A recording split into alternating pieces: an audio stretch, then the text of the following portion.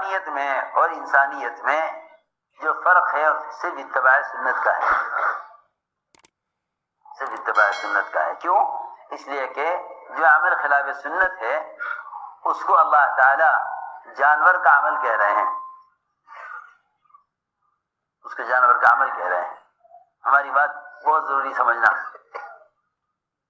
لوگ سنتوں کو یہ سمجھ کر چھوڑ دیتے ہیں کہ یہ تو سنت ہے، یہ تو سنت ہے، یہ فرض نہیں ہے۔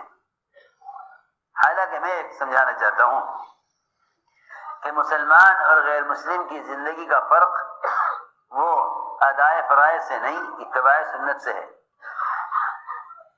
وہ صرف ادائے فرائض سے نہیں بلکہ اتباع سنت سے ہے۔ مسلمان اور غیر مسلم کے درمیان میں فرق وہ صرف فرائض کے ادا کرنے سے نہیں بلکہ اتباع سنت سے ہے۔ مسلمان اور غیر مسلم کے درمیان جو فرق ہے وہ صرف ادائے فرائض سے نہیں بلکہ اتباع سنت سے ہے۔ ادائے فرائض تو اسلام میں داخلے کی شرائط ہیں، اس کے بغیر آپ اسلام مسلمان نہیں ہو سکتے، فرائض کے بغیر آپ مسلمان نہیں ہو سکتے۔ نماز، روزہ، حج اور زکوٰۃ، شہادتین گواہی، یہ جو پانچ اسلام کی بنیادیں ہیں، یہ پانچ اسلام کی بنیادیں ہیں جس پر اسلام قائم ہے، یہ تو اسلام میں داخلے کی شرائط ہیں۔ جیسے کسی ملک میں داخلے کے لیے ویزا شرط ہوتا ہے، آپ کو داخل نہیں ہونے دیں گے حدود پر اگر آپ کے پاس ویزا نہیں ہے۔ بالکل اسلام میں داخل ہونے کی شرط ہے یہ کہ آپ کو یہ پانچ کام کرنے ہوں گے۔ اگر آپ ان پانچ کاموں کا جیسے کسی کام کا انکار کرتے ہیں تو یہ اسلام نہیں ہے، تو یہ اسلام نہیں ہے۔ یہ تو اسلام کی بنیادیں ہیں جسے لوگ کل اسلام سمجھ بیٹھے۔ بنیاد اسلام علی خمس، یہ پانچ تو اسلام کی بنیاد ہیں۔ اسلام کیا ہے؟ میں نے عرض کیا کہ مسلمان غیر مسلم کے درمیان جو فرق ہے وہ فرق محض اتباع سنت کا ہے، ورنہ صرف ادائے فرائض مسلمان کے تعارف کے لیے کافی نہیں ہے۔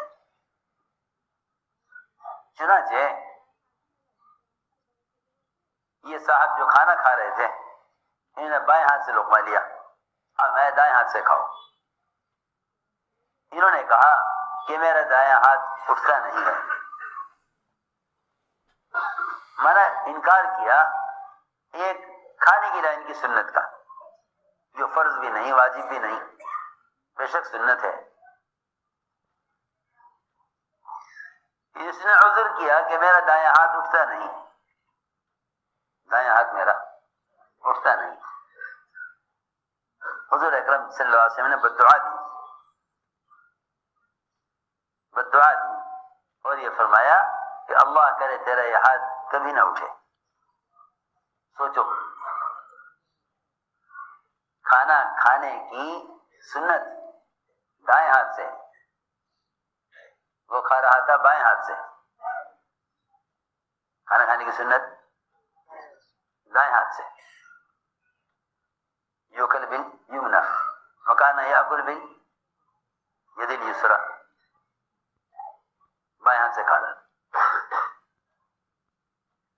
حضور کیا پیش کیا کہ یہ میرا ہاتھ شل ہے، اٹھتا نہیں ہے۔ آپ نے بددعا دی اللہ کرے تیرا یہ ہاتھ کبھی نہ اٹھے۔ روایت میں ہے فما رفعه الی فیہ، کہ کبھی بھی اس کا ہاتھ اس کے منہ کی طرف نہیں اٹھا۔ اسی وقت ہاتھ بیکار ہو گیا، اسی وقت ہاتھ بیکار ہو گیا، کبھی اس کے منہ کی طرف نہیں اٹھ سکا۔ اس لیے کہ روایت میں ما منعه الی الکبر، کہ اس نے اس سنت کا انکار کیا تھا کبر کی وجہ سے۔ بہت ساری سنتیں وہ ہیں جنہیں ہم موقع محل کی وجہ سے عمدن چھوڑ دیتے ہیں، جان بوجھ کر۔ بہت سی سنتیں وہ ہیں جنہیں ہم موقع محل کے اعتبار سے عمدن چھوڑ دیتے ہیں کہ بھئی یہاں اس سنت کا موقع۔ دیکھو میری بات یاد رکھنا، سنت پر عمل کرنا کسی موقع کے اعتبار سے، سنت پر عمل کرنا کسی موقع کی وجہ سے، اور سنت کو چھوڑ دینا کسی موقع کی وجہ سے ایسے لوگ بہروپیے ہیں، مسلمان نہیں ہیں. ایسے لوگ بہروپیے ہیں. بہروپیے جانتے ہو؟ بہروپیے وہ ہوتے ہیں جو اپنا روپ، اپنا لباس بدلتے رہتے ہیں تاکہ ہم جہاں جائیں وہاں والوں میں شامل ہو جائیں. سمجھ آ رہی ہماری بات؟ تاکہ جہاں جائیں وہاں والوں میں شامل ہو جائیں. وہ اپنا رنگ، اپنا ڈھنگ، اپنے لباس بدلتے رہتے ہیں تاکہ جس قسم کے لوگوں میں جائیں ان لوگوں میں سے شمار کیے جائیں. ان لوگوں میں شمار کیے جائیں. جی ہاں، میری بات توجہ چاہتی ہے.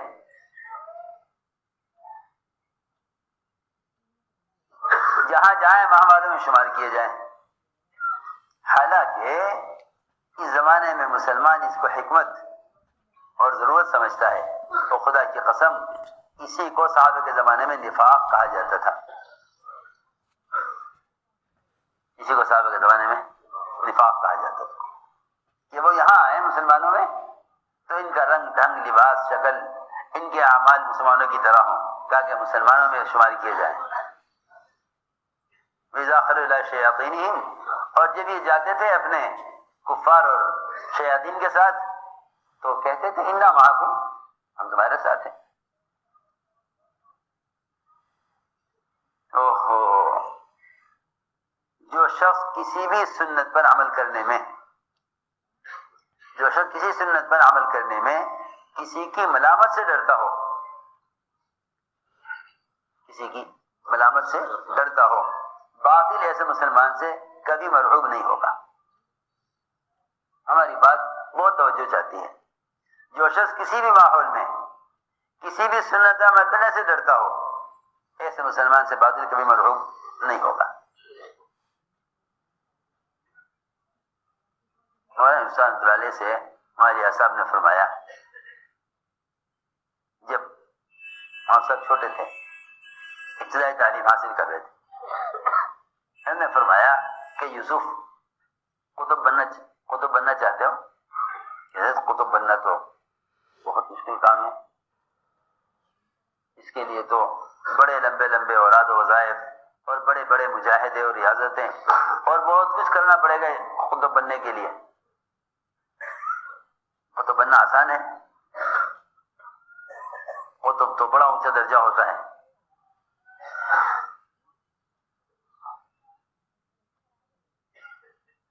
نے فرمایا کہ نہیں، قطب بننا تو بہت آسان ہے. وہاں سنت پر عمل کیا کرو جہاں دیکھو کہ سنت کا ماحول نہیں ہے. جو آدمی مخالف ماحول میں سنت پر عمل کرے وہ سنت کا احیاء کرنے والا ہے. وہ سنت کا احیاء کرنے والا ہے. اور احیاء سنت یہ جبھی ہو سکتا ہے جب سنت پر عمل مخالف ماحول میں ہو. سنت پر عمل مخالف ماحول میں ہو.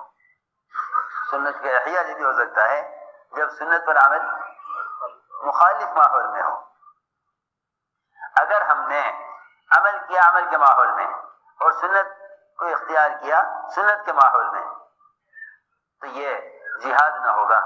اس لیے کہ جہاد مخالف چلنے کو جہاد کہتے ہیں. مخالف چلنے کو، ہاں یہ اصل بات ہے. تم ماحول کے خلاف چلو گے تو جہاد ہے، اور اگر ماحول کے مطابق چلو گے تو جہاد نہیں، مداہنت ہے. اگر باطل بھی اجتماعی طور پر اپنے معاشرے پر قائم ہے تو قانون ان کے سامنے مجبور ہے. ہماری بات بہت توجہ چاہتی ہے. اگر باطل بھی